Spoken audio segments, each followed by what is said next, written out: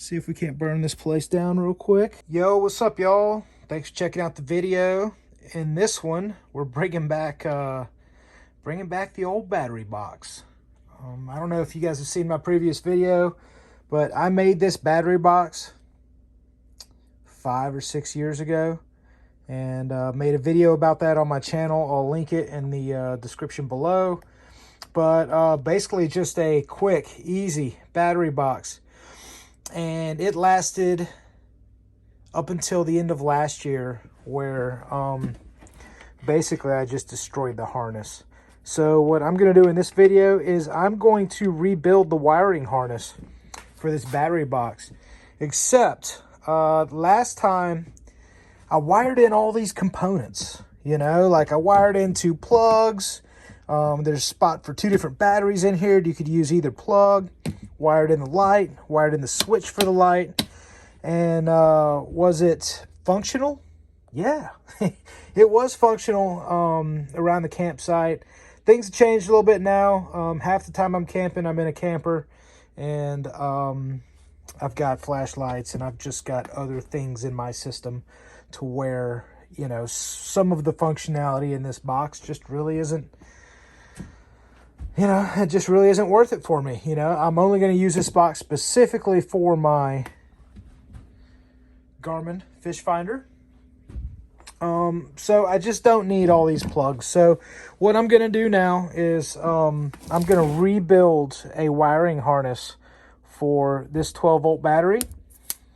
And specifically for the inside plug here. Let's make sure that's good. I'm going to clean out that contact after you can even see some salt in there from saltwater use. So, yep, I'm going to clean up the contacts on all of, as you can see, there's a little bit of rust there.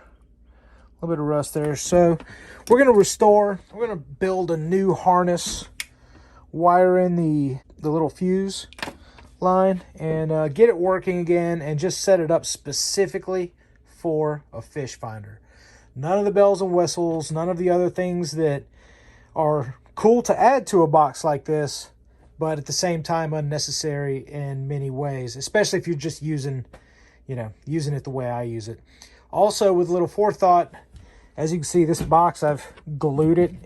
It's not quite the most waterproof box in the world. Now, it's going to work, especially for like freshwater fishing, bass fishing, that sort of thing. But I'm going to build a wiring harness that I can swap. So when I get a new box, get a brand new plug, I'll just be able to move that wiring harness over.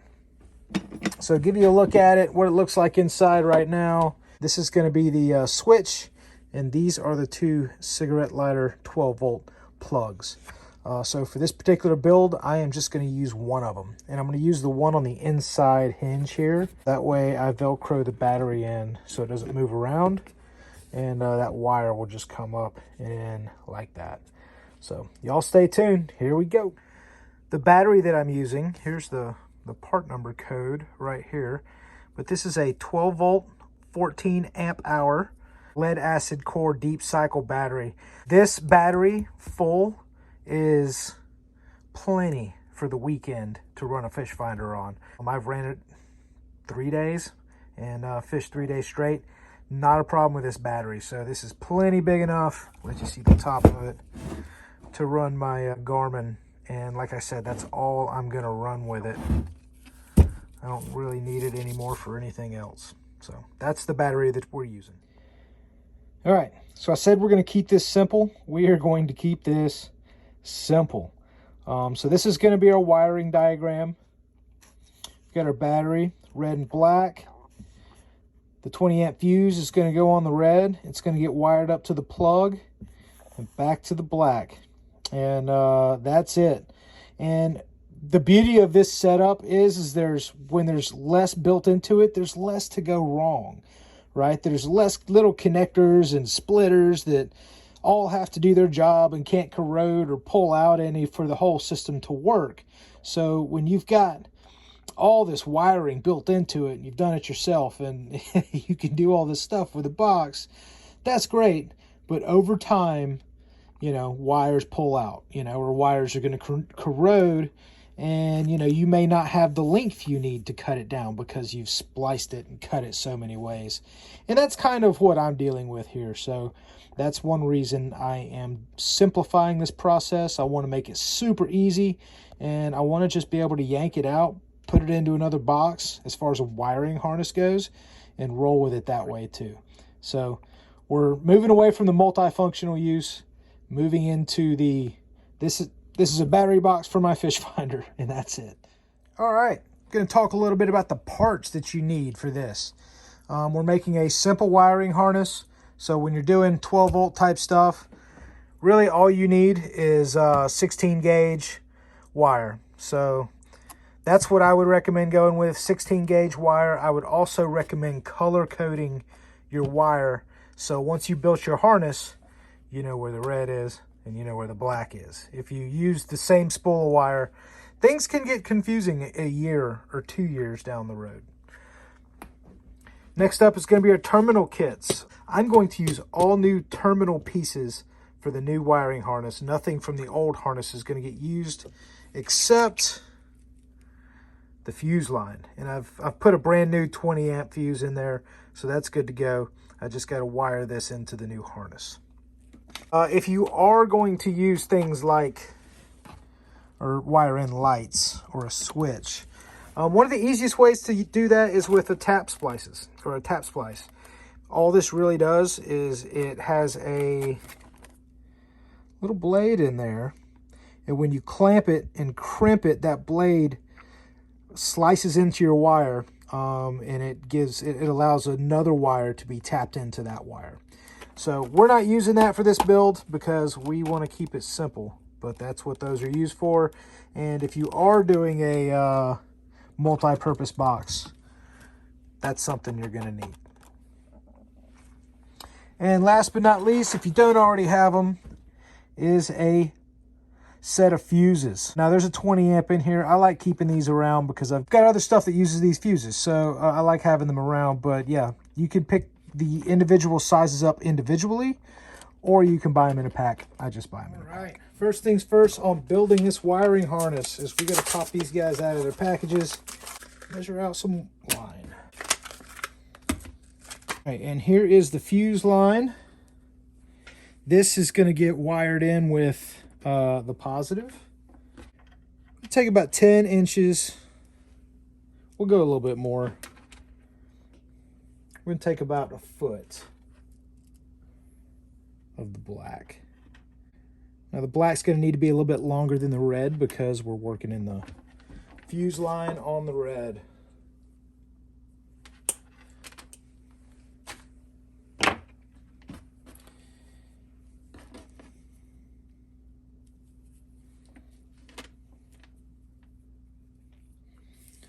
Just going to measure them out and take about 4 inches away there from the red. And then another 4 inches because we have to connect it.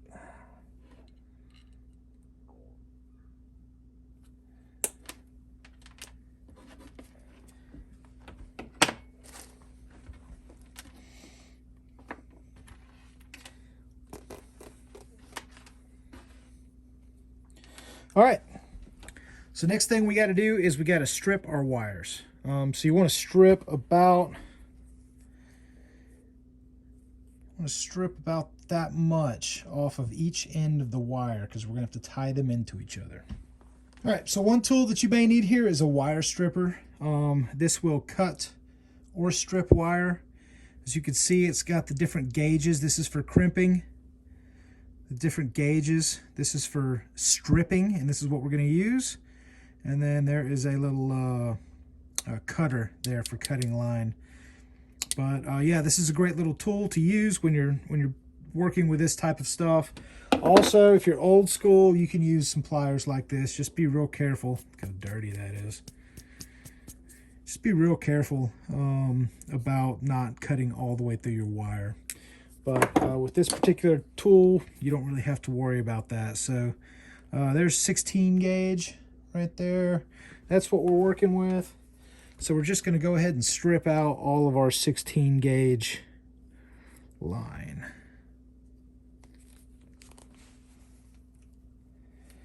Kind of twist it. There we go. Pull it. So there we go. We got the copper end exposed on each side of that wire. So we need to do that on all our wire pieces. Also do that on our fuse piece as well too. So we've got our positive, got our negative, and we have our fuse line all stripped and ready to be attached. All right, so next up is we need to tie in our fuse with our positive line. So we're gonna tie it in. There's our fuse. Actually, I could probably just tie this. That's how it was before. Make it a little bit shorter. So I'll tie this piece in here and tie that piece in there. And then the black line will be parallel with it. All right, so what we're gonna use is this is 16 gauge wire. This is gonna be our negative, the red, and the fuse is gonna be the positive. We're gonna use what's called a butt splice. I know, no jokes. This little piece right here to where the wire goes in on both sides. And then you use some pliers to crimp it, which pinches down on the wire and holds the wire in place and keeps it connected. All right, first line, we're gonna go ahead and insert into the butt splice. Make sure all that's straight and then it all goes in. There we go, slid right in there. And then we're gonna work in the fuse line. Maybe if we twist it a little bit. Oh yeah, there we go. There we go, all right. So both copper lines are in there. We're just gonna make sure we clamp it just right. Then we'll take our tool, put it there in the 16 gauge.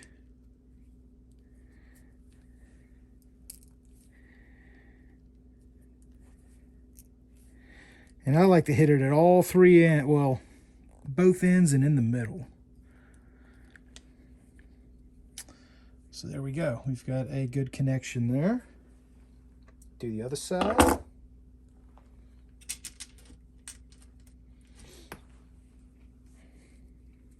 Put this one in first.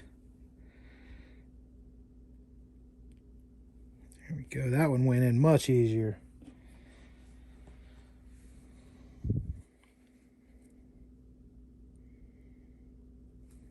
That one went in easy too.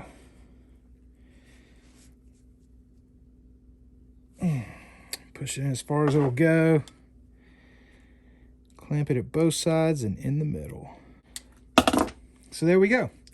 We've got our positive line wired. We've got plenty of space to play with here, which is nice. And like I said, I want to be able to move this wiring harness to another box. Maybe in the near future, maybe not. But that's just how we're going to roll. So positive line is done. Negative line. All right, so this particular system uses like these little spade clips, right? Not the pegs. It's the little flat clips. And how you want to connect those is with these female disconnectors. This is the 16 gauge size. And that fits right on the end there. So we're gonna clamp it down and fix it to our harness. Now, it's gonna connect on both ends. So on the battery end, it's gonna connect with these little clips. And this is the plug we're gonna hook up to. And you can see it's the same clips here too. So that's what we're gonna use.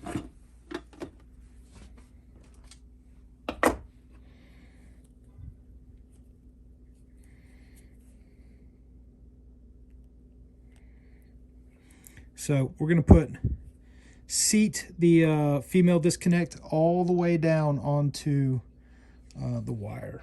Want to make sure we got a nice chunk of it pinched down on the wire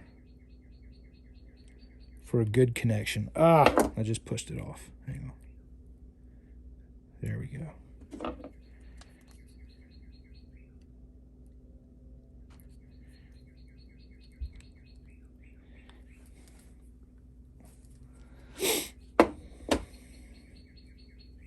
Yep, it's on there, nice and tight. We'll get the other side.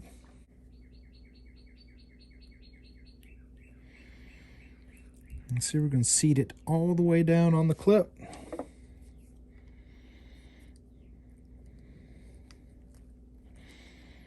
There we go. It's good. Negative line, done. Positive line. Going to do the same deal.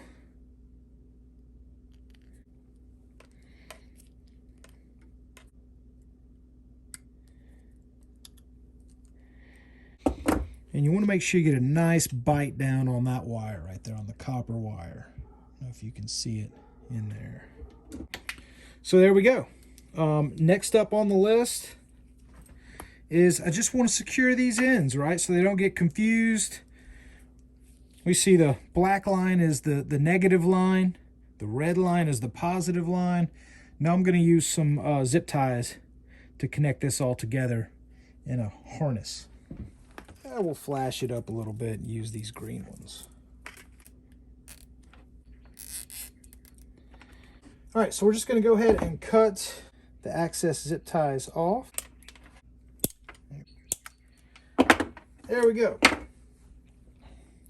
We have our wiring harness. The positive has the fuse built in. That's a 20 amp fuse. And once we connect the circuit and all, it's got a little light that's going to tell you that fuse is good. If the fuse ever blows, there will be no light. And you just pop it open. Just make sure that's in there good. Pull your fuse out. And then replace your fuse. But as you can see, that one is good to go. Okay. So positive, negative, the red, positive, black, negative. And then this end will go into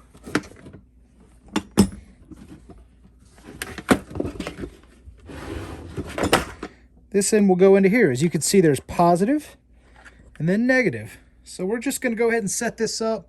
We're going to do it from the plug backwards. Black, negative, and positive.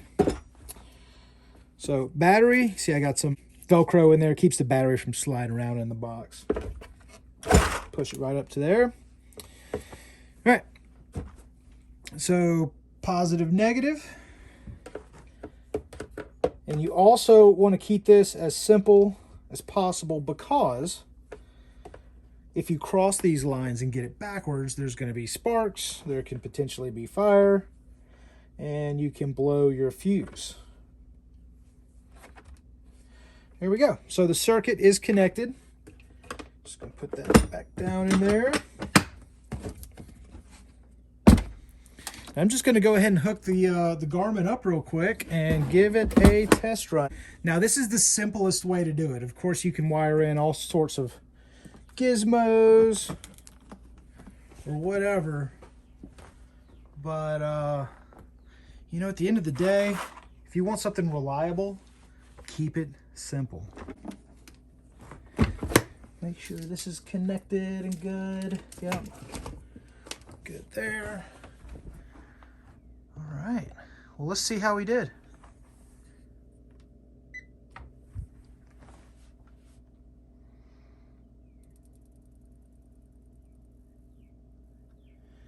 There we go. We're in business. Real quick on the way out here, I'll show you how simple this is. It doesn't have to be hard. If you're new to this, just do it the easy way. You know, and you got to know the more complicated you want to make it. See, yeah, I'm gonna need to update software before I go fishing this weekend and all that stuff. Hang on. Review. Yep, so I'm going to save that for another video. But that's it, guys. Simple and easy wiring harness build for a DIY fishing or kayak fishing battery box. And I'll go ahead and show you guys one more time how easy this is, right? It doesn't have to be hard. That's not working, that's not plugged in, that's not working, that's not working. The only thing that's plugged in here is this cigarette lighter plug. Go ahead and pop it out. We've got a nice long wiring harness. That'll help you in the long run, guys. Give yourself some length, right? And the more wire that you splice up, the more complicated it can get, and the more points of failure that you may have in the years to come. So that's why I'm going from a split up wiring harness to something that is just